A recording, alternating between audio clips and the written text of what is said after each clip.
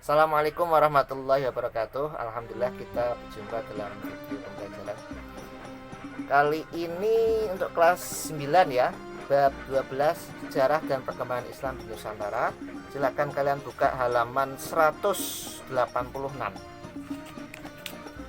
sampai nanti kita belajar sampai halaman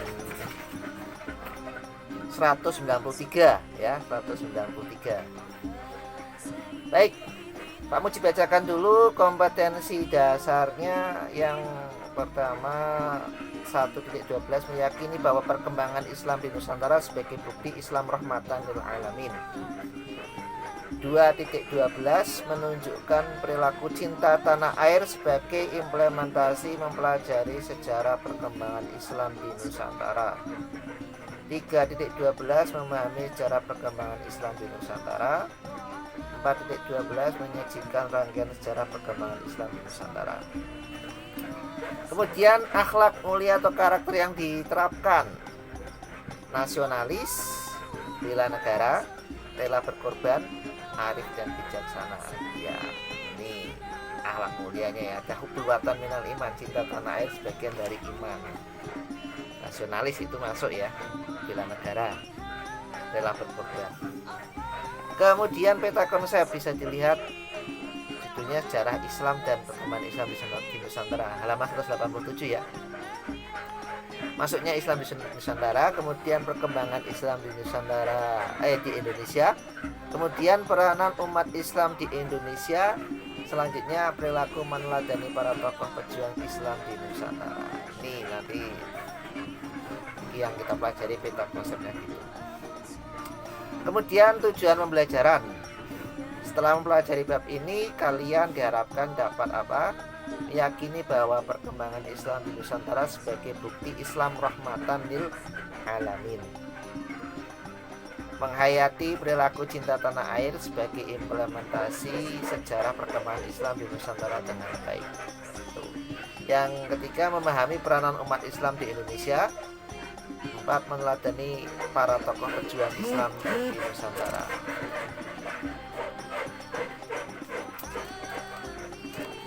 Dalam video kali ini Pak Mujib hanya ingin menegaskan menerangkan atau membahas, tidak semua ya, tidak. Nanti kalian saya minta membaca hari ini halaman 188 mukadimah sampai tabel 12.1 Wali Songo di halaman 193. Tuh, kalian nanti baca ya. Kalau tidak baca nanti repot. Baca itu penting untuk mempelajari satu materi. Kalau di gambar halaman 188 itu adalah masjid, bentuk masjid. Di situ tidak diterangkan di masjid mana, tapi dugaan Pak Mujib ini masjidnya seperti Masjid Demak. Kalau kalian pernah ke Demak, ke alun-alun, di situ ada masjid, dan di situ untuk masjidnya seperti itu. Tapi pastinya kok di sini nggak ada tulisan masjid apa ya? Ada nggak sih? Oh, nggak ada. Yes ya. Baik. Masuknya Islam di Nusantara halaman 189. Islam masuk di Nusantara itu para sejarawan berbeda pendapat. Ada yang mengatakan abad sekian sampai abad sekian, abad sekian sampai sekian. Nanti kalian bisa googling sendiri ya. Kalau yang di sini yang pertama ingin disampaikan adalah sebelum Islam datang ke Indonesia itu ada animisme dan dinamisme. Ya kan? Apa itu animisme dan dinamisme? Kepercayaan terhadap roh-roh, kepercayaan terhadap benda-benda. Animisme pada roh-roh, dinamisme kepada benda-benda. Jadi ada kekuatan lain yang lebih dahsyat dari manusia dan mereka percaya itu. Kemudian Islam juga Indonesia adalah negara yang kaya dengan hasil bumi seperti cengkeh dan pala. Dulu istilahnya rempah-rempah ya. Sampai sekarang Pak Mujib tuh ingin tahu rempah-rempah itu apa sih? Kok istilahnya rempah-rempah? Kenapa zaman sekarang kok tidak ada istilah rempah-rempah? Yang adalah bumbu sajiku, masako, salsa dan lain-lain. Ya. Pokoknya Indonesia kaya dengan itulah bumbu masak lah gampangannya ya, bumbu masak. Nah, sehingga banyak pedagang yang datang ke Indonesia, ke Nusantara, dan dulu datangnya lewat pelabuhan karena bandara-bandara belum ada saat itu ya. Yang ada kapal-kapal. Kapal itu lebih dahulu daripada kapal terbang. Jadi kapal terbang itu adalah kapal yang ada sayapnya kemudian bisa terbang. Gitu ya. Ya, biar. Nah, di Sumatera dan Jawa pelabuhan itu para pedagang masuk ke Indonesia. Kemudian para cendekiawan seperti Hamka, Abdullah bin Nuh, Sir Thomas W. Arnold dan Azumardi Asy'a berpendapat bahwa Islam pertama kali berkembang di Timur Tengah, kemudian pedagang Muslim dari Arab, Tiongkok, India sudah mulai berdagang di Kepulauan Nusantara sejak abad ke-7 Masehi. 7 Masehi itu berarti 600 sekian Masehi ya, atau abad ke-1 Hijriah. Jadi setelah Nabi berhijrah itu Islam sudah datang ke Indonesia. Pedagang Muslim dan Arab India yang ingin menuju Tiongkok harus melewati rute laut. Ya iyalah, masa lewat laut. Ya, dan seterusnya kalian bisa baca di halaman 189. Langsung ke halaman 190. Dapat disimpulkan bahwa Islam masuk ke Indonesia atau Nusantara dimulai sejak abad ke-7 hingga abad 16 Masehi. Nah itu, sejak abad ke-7 hingga abad 16 Masehi. Dan pada abad ke-13 atau 1200 sekian, Islam mengalami masa perkembangannya sebagai kekuatan politik. Jadi ada kekuatan politik yang ada yang menyebabkan Islam bisa masuk ke Indonesia dengan kemudian faktor-faktor yang memudahkan Islam. Ini tas. Aduh, kok ucul loh. Ininya ucul loh. Solasinya ucul. Sekarang gulungan headset sih nganu error. Soalnya krungu para buku-buku ya. Tes 1 2 3 krungu lah buku-buku. Ini kan lebih dekat ya. Baik, faktor yang memudahkan Islam berkembang pesat di Indonesia antara lain ada 2. Pertama, Islam mengajarkan kewajiban berdakwah, menyebarkan ajaran Islam bagi setiap muslim. Itu adalah satu kewajiban, ada yang berdakwah ya. Sehingga umat Islam saat itu ada yang berdakwah sampai ke Indonesia, walaupun dia orang Arab, orang India, orang Cina, atau orang manapun, kalau dia merasa ingin berdakwah ya dakwah.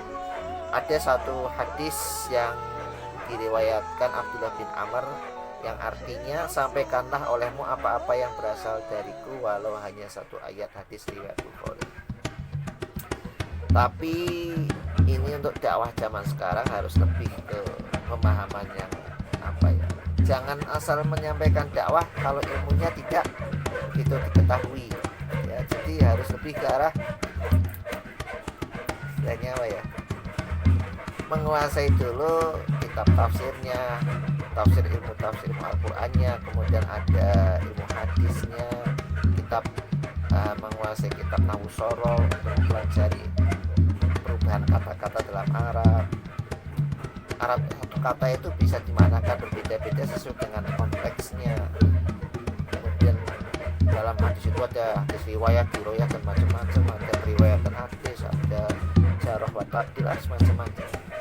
Kalau sembarang orang menyampaikan dakwah kemudian menyampaikan ajaran dengan terjemah Al-Quran saja tanpa meneliti tafsir-tafsirnya, itu bisa saja tidak pas.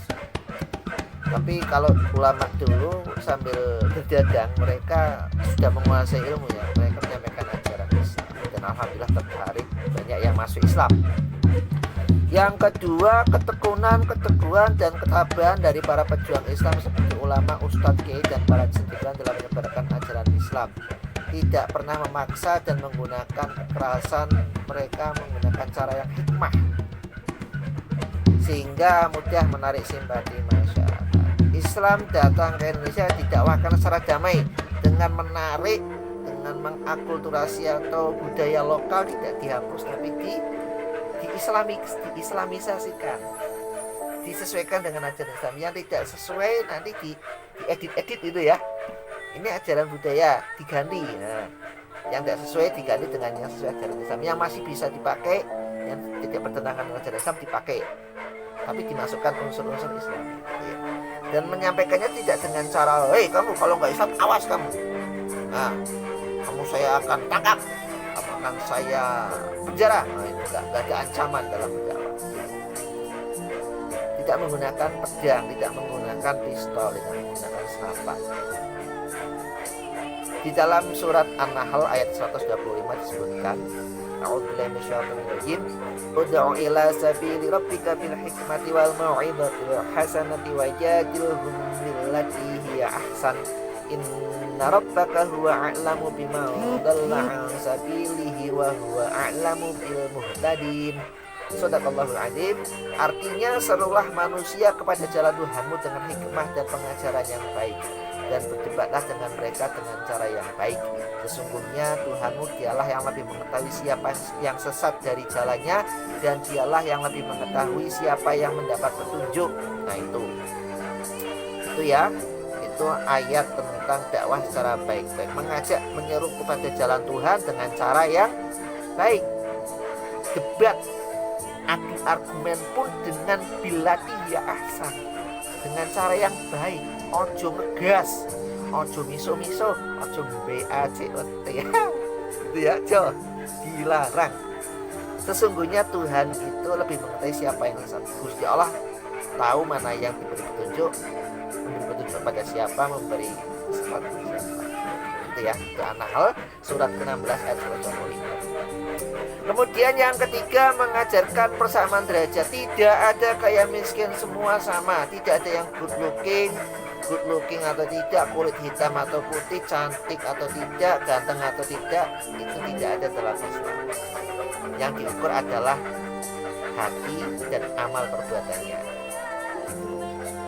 Jadi tidak ada kasta yang rendah, yang miskin, yang kaya, yang ganteng, yang cantik, tidak ada. Tapi memang biasanya yang berdakwah itu ganteng-ganteng dan cantik-cantik sih. Tapi ya, yang masuk surga untungnya tidak hanya yang cantik dan ganteng saja. Kemudian yang keempat, banyak para penguasa atau raja yang telah memeluk agama Islam dan ikut berdakwah. Jadi raja-raja penguasa saat itu yang dulunya tidak Islam, ada yang Hindu, ada yang Buddha, itu masuk Islam, tertarik dengan ajaran Islam. Kemudian karena dia masuk Islam, rakyatnya juga hanya masuk Islam. Ya, ada 4 faktor yang memudahkan Islam masuk ke Indonesia. Kemudian kedatangan Islam dan penyebarannya kepada golongan bangsawan dilakukan secara damai. Ada 2 jalur masuknya ya. Yang pertama jalur utara, yang kedua jalur selatan. Jalur utara lewatnya Arab itu Mekah, Madinah, kemudian Damaskus itu Suriah ya, Baghdad itu Irak, Gujarat itu masuknya pantai barat India, Sri Lanka itu juga dulu masuk ke wilayah jalur utara, tapi nanti juga jalur utara lewat Sri Lanka ya, kemudian Indonesia. Pakainya kapal itu, pakai kapal semua. Yang kedua jalur selatan, Arab, Makkah, Madinah, Yaman itu dekat Arab ya.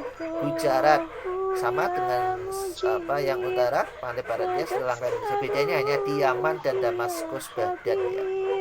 Kalau utara Damaskus, Baghdad, kalau dari Arab ya. Kemudian kalau selatan dari Arab, Yaman. Dari Gujarat, Sri Lanka, Indonesia sama. Kemudian setelah masuk ke Indonesia, rute penyebarannya Pasai itu di daerah Aceh. Pasai itu daerah Aceh ya. Kedah, Malaka, itu masuknya ke Malaysia mungkin ya, Malaysia.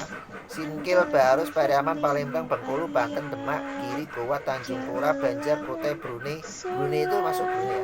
Sulu, Mindanao, Ternate, Tidore, Gorontalo, Hitu, Jayalolo, Irian. Nah itu konsep petanya seperti itu, agak harus diperinci satu persatu, tapi kita secara umum saja lah. Itu ya jalur dari Indonesia sampai ke Indonesia, sampai ke Irian. Ternyata Irian juga dulu masuk ke peta penyebaran dakwah. Selanjutnya yang ingin dibahas adalah perkembangan Islam di Nusantara melalui beberapa cara sebagai berikut. Perdagangan. Pertama adalah perdagangan. Dagang ya. Perdagangan merupakan cara pertama dikenalkannya Islam di Nusantara. Dagang abad 7 sampai 16 Masehi. Nah, itu dagangnya macam-macam. Ada pakaian, ada rempah-rempah, alat-alat rumah tangga itu ya, mungkin dulu pasti belum ada ya, dari tanah itu barangkali tadi apa dibakar itu ya, teko pakai tanah itu kan ada ya. Nah, kemudian yang kedua hubungan sosial atau pernikahan. Menikah.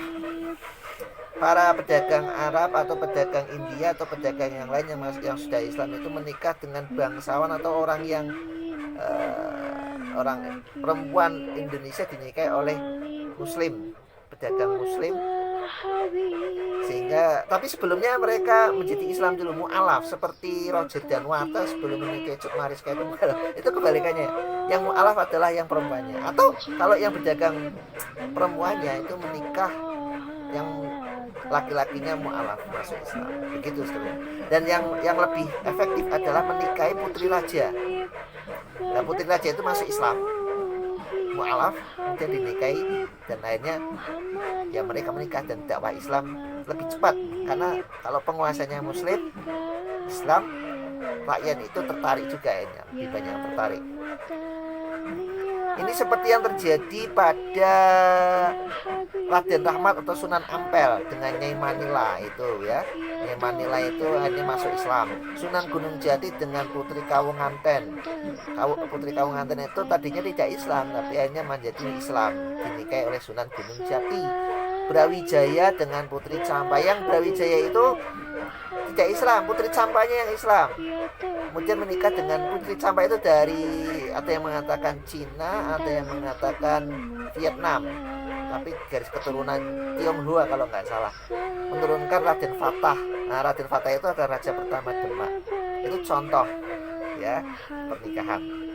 Kemudian yang ketiga, pendidikan dan pengajaran. Nah, ini pondok pesantren seperti Raden Rahmat di Ampel Desa Surabaya dan Sunan Giri di Giri Gresik ya. Kemudian diundang ke Maluku. Dari pondok pesantren itu diundang kemana-mana dakwah, seperti pendakwah sekarang ada ustadz-ustadz yang berdakwah seluruh Nusantara itu ya. Nah gitu. Dan seterusnya banyak sekali. Dan yang terkenal yang berdakwah seperti itu Wali Songo. Oke, untuk selanjutnya Wali Songo ini ada 9. Ini ada kekeliruan di dalam pemasangan nama, gelar, wafat, makam, tabelnya keliru.